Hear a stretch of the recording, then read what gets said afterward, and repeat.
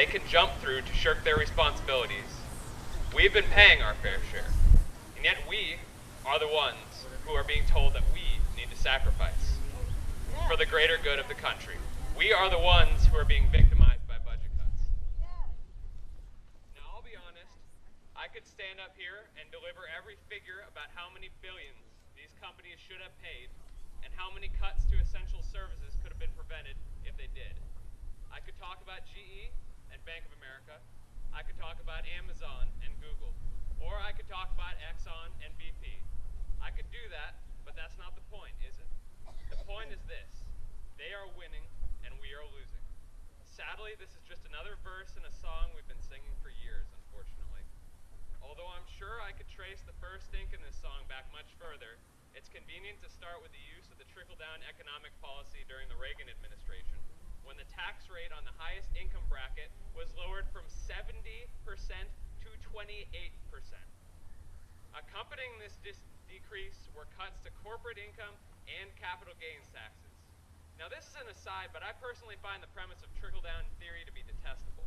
The idea that we overstuff the plates of the rich and big business with the hopes that maybe we will pile enough on that plate that some crumbs will fall off, which we can fight over. Maybe it would work if these corporations and rich individuals didn't keep fashioning ever larger crumb catchers. Now, more recently, we've become all too familiar with the wonders that big business has to offer Americans. We've seen them lead the country into a financial meltdown caused by dubious and contemptible business practices. They used our money to finance their get-rich-quick schemes as an adventure. The worst part is that the same companies that led this downturn masterminded reaching into our pockets a second time to get money to bail themselves out of the crisis they themselves created.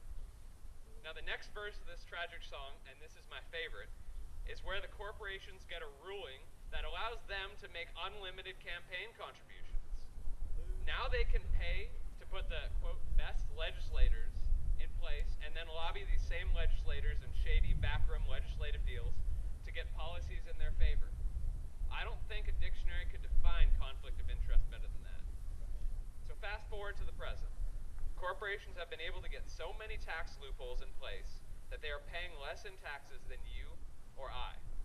They're still lobbying Congress on a daily basis to make sure that things remain status quo for them.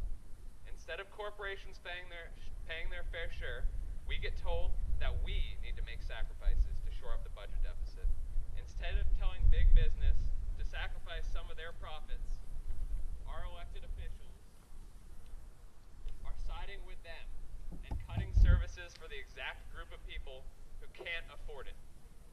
Through it all, the most bewildering thing to me is that some Americans are still more aware of who is going to the next round of American Idol than the great atrocities which are being committed to the middle and lower classes and to our Constitution. The even sadder thing is the misinformation that people are aware of. Can you hear the laughter? Can you hear the CEOs laughing at us in their boardrooms, in their mansions, on their private jets? I can hear it. They're laughing because they're winning. They have shown us that they can do whatever they want to us, and we will roll over and take it. Sure, there are a few squeaks every time they step on us, but nothing to tarnish their well-polished shoes. They have shown that as long as we work within the system, within the institution which they have already rigged, we have already lost. Make no mistake, we stand on the precipice. There are hard times ahead, but I want to reassure you, there is hope. I see hope in each and every one of you. I see hope in the fact that truth is still available, hard though it may be to come by at times. I see hope for a different kind of world, a different kind of change.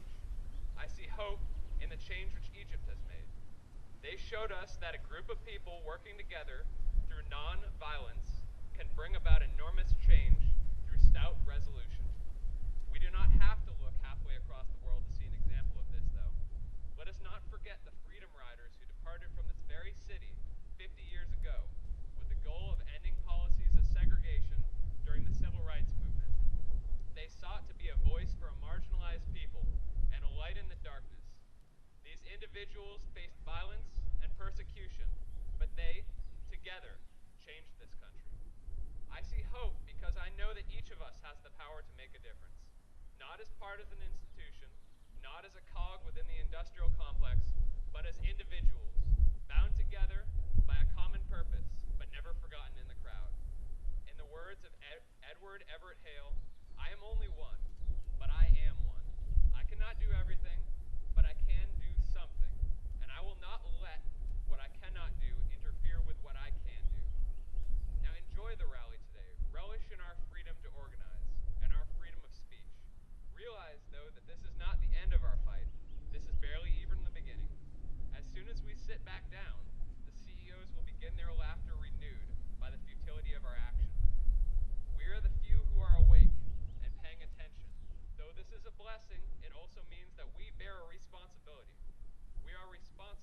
awakening our neighbors.